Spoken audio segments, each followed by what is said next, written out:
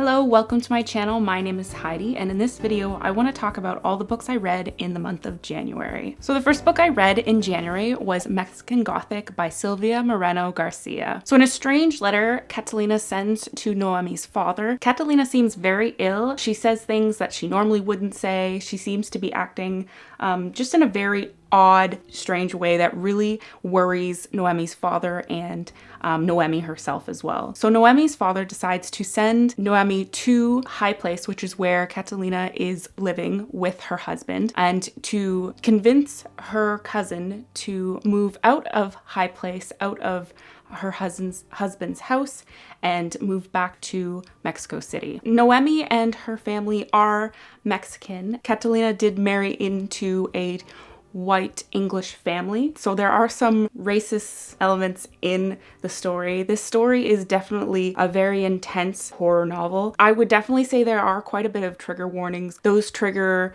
warning and those scenes are very intense and very graphic. I personally didn't feel triggered by any of them, but it is good to be aware of those trigger warnings. High Place is, I would say, the horror and beauty of the whole book. So High Place is a very secluded mansion hidden in the forest on a high hill. The moment Noemi steps foot in High Place, the Doyle family seems to be very suspicious and it seems to be very strange, and you get this unsettling feeling just interacting with them. It's slightly slow going into the story, the beginning or the first 3/4 of the book. Once we do get more of the reveal of what is actually going on inside the house or what's going on with the house, the pacing starts to pick up really quickly. If there was anything I disliked about the book, it was probably the pacing of the book.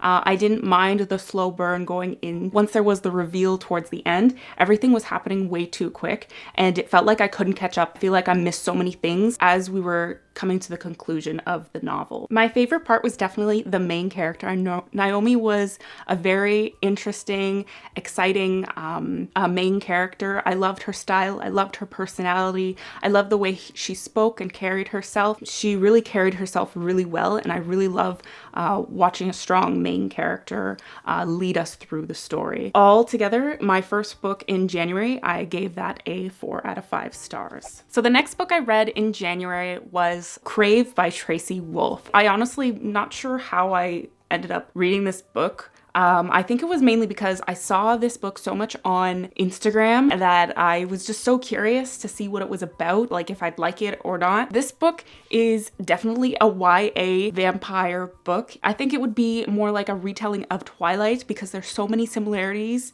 to Twilight. This book was marketed, it was like the new Twilight book. Going right into the book, I wanted to like it. I wanted to have fun. I knew it was gonna be a YA insta-love kind of trope, which I'm usually not really crazy about. I went in with good intentions.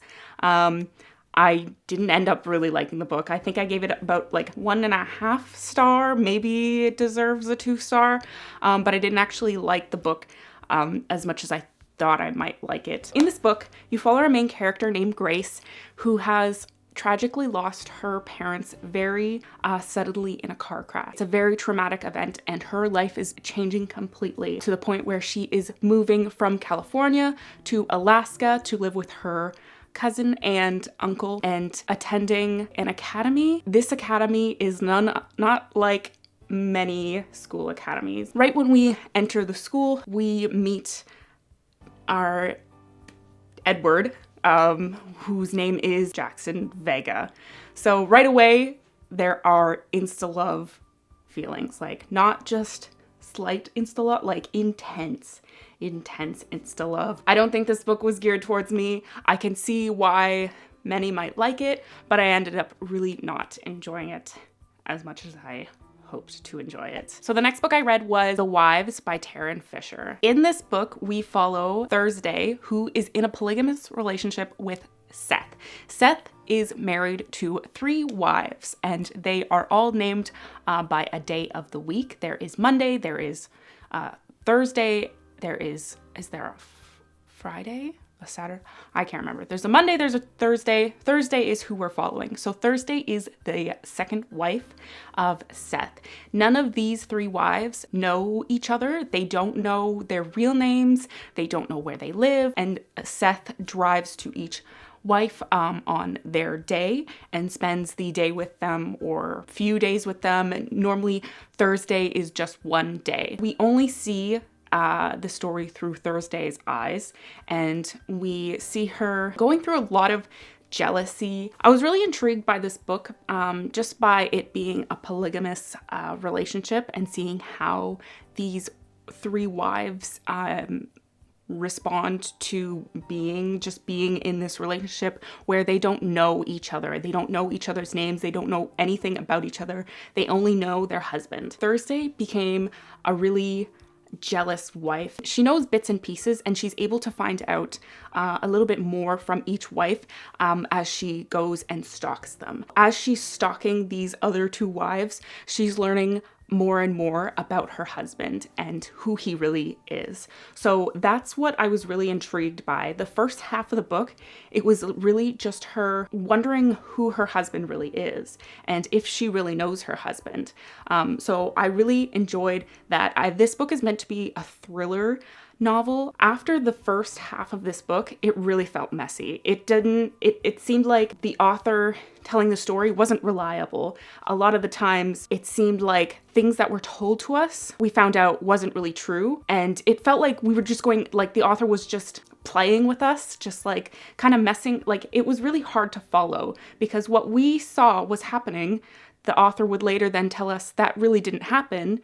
And then switch it again and say, oh, it did. It was just really frustrating to go through. There was a lot of mental health that was talked about, and I felt it was just very messy. There was a moment in the very beginning of the book, we know that Seth, the husband, really desires to have a baby and a family. Thursday had a miscarriage and could not have a child. It felt like that there was blame on the main character because she had a miscarriage. She was crazy or something was wrong with her because of her miscarriage. And that really felt like that was the main point of the story. Halfway through the book, it was like that's what they were mainly focusing on. It was so frustrating to go through. It felt like the first half of the book was so different than the second half of the book. It just felt messy.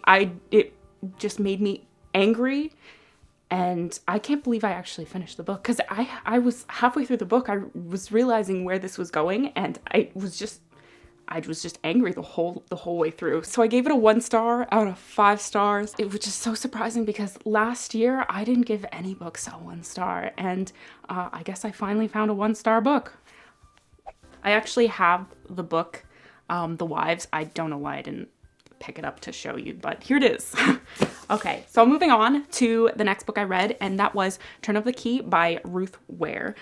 This was a like a mystery thriller.